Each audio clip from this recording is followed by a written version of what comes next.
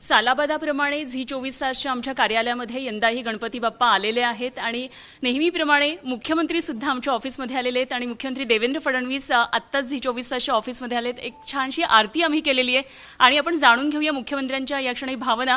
Sir, आता राज्यामध्ये गणेशोत्सव एकदम धूमधडाक्यात सुरू आहे। राज्य महोत्सवाचा सुद्धा दर्जा या सणाला मिळाला आहे। निश्चितच एक वेगळा आनंद सगळ्या जनतेमध्ये आहे। बाप्पाला तुम्ही आज काय साकडं घातलं आणि गणेशोत्सवाच्या काय शुभेच्छा द्याल? पहिल्यांदा तर गणेशोत्सवाच्या मी सर्वांना खूप खूप शुभेच्छा देतो आणि आपल्याला कल्पना आहे की राज्य महोत्सव म्हणून आपण गणेशोत्सवाला एक दर्जा दिलेला आहे।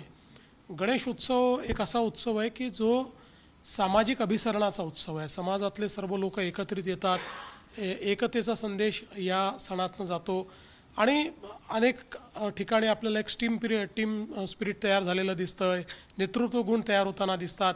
त्यामुळे सर्व प्रकारे समाजाला पुढे नेणारा आणि समाजाला एकत्रित करणारा उत्सव म्हणून गणेशोत्सवाकडे आपण पाहतो। आणि श्री गणेश जी आहे ती बुद्धीची देवता आपण मानतो, त्यामुळे श्री गणेशाला केवळ सुबुद्धीच मागायची असते आपल्याकरता आणि सगळ्यांकरता।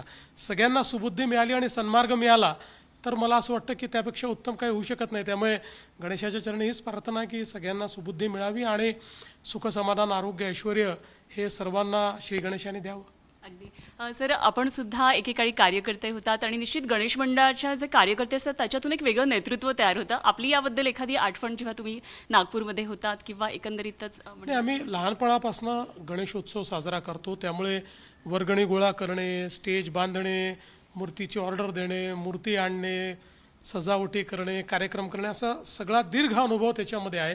आणि खरंच आहे की त्यातनं खूप मोठं एक तुमचं नेतृत्व गुण तयार होतात, मॅनेजमेंटच्या स्किल्स तुमच्या तयार होतात, इंटरपर्सनल स्किल म्हणजे लोकांशी संबंध तुमचे तयार होतात आणि सगळ्यात महत्त्वाचं आहे की खूप चांगलं सामाजिक अभिसरण होतं। त्यामुळे या सगळ्या अनुभवातनं अनेक वर्ष मी गेलेलो आहे। अगदी सर, सध्या निश्चितच राजकीय वातावरण एका वेगळ्या टिपेला पोहोचलेलं आहे। या सगळ्या प्रसंगी एक फक्त प्रश्न असा विचारायचा आहे की जो मराठा आरक्षणाचा जो प्रश्न आहे आणि जरांगे सध्या उपोषणाला बसलेत, काय नेमकी राज्य सरकारची भूमिका आहे?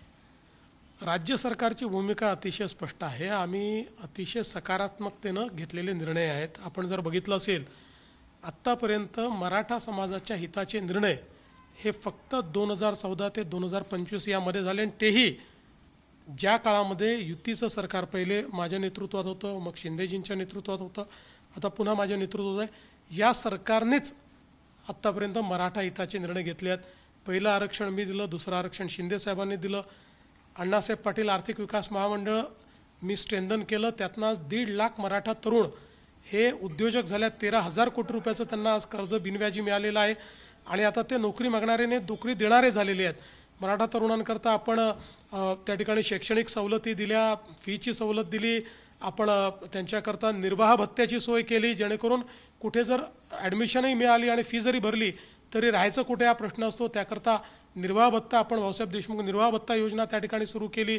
आपण सारथी एक संस्था सुरू केली की ज्याच्या माध्यमातून मराठा समाजाच्या तरुणांना IAS IPS होता आलं पाहिजे। आज तुम्ही बघा त्या संस्थेमुळे IAS IPS MPSC सगळीकडे स्पर्धा परीक्षांमध्ये मराठा समाजाचा टक्का हा मोठ्या प्रमाणात वाढला।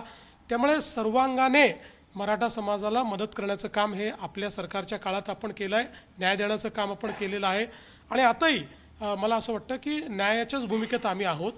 आता ज्या काही मागण्या मनोज जरांगे पाटलांनी या ठिकाणी केलेल्या आहेत, खरं म्हणजे आपण जर बघितलं तर आत्ता 10% आरक्षण आहेच मराठा समाजाला, आरक्षण कुठेही गेलेलं नाही। आत्ता एवढ्या आम्ही जागा काढल्या त्यातही मराठा समाज आलेला आहे, ॲडमिशन्समध्येही मराठा समाजाला मिळालेल्या। आता त्यांच्या मागण्या ज्या काही आहेत त्या वेगळ्या पद्धतीच्या आहेत, त्याच्यावरही कायदेशीर मार्ग काढण्याचा प्रयत्न आम्ही करतो आहोत। आज आमची मंत्रिमंडळ उपसमिती बसलेली आहे। शेवटी आपल्याला एखादा निर्णय फक्त कोणाला खुश करण्याकरता घेता येणार नाही, तो संविधानाच्या चौकटीत टिकला पाहिजे, तो कायद्याच्या चौकटीत टिकला पाहिजे। नाहीतर आज आपण कोणाला तरी खुश करायला एखादा निर्णय करू आणि उद्या तो निर्णय टिकला नाही की त्यानंतर अधिक टीकेचं धनी आपल्याला व्हावं लागेल। त्यामुळे सगळे कायद्याची तपासणी ही योग्य प्रकारे करून आम्ही तो प्रयत्न करतो आहोत आणि मला असं वाटतं की हा एक सामाजिक प्रश्न आहे. याला राजकीय प्रश्न करण्याचा काही लोकांचा प्रयत्न आहे. काही लोक त्याच्यावर पोळी शेकण्याचा प्रयत्न करतात, पण मी त्यांना सांगतो की ते पोळी भाजण्याचा प्रयत्न केला त्यांचं तोंड भाजेल.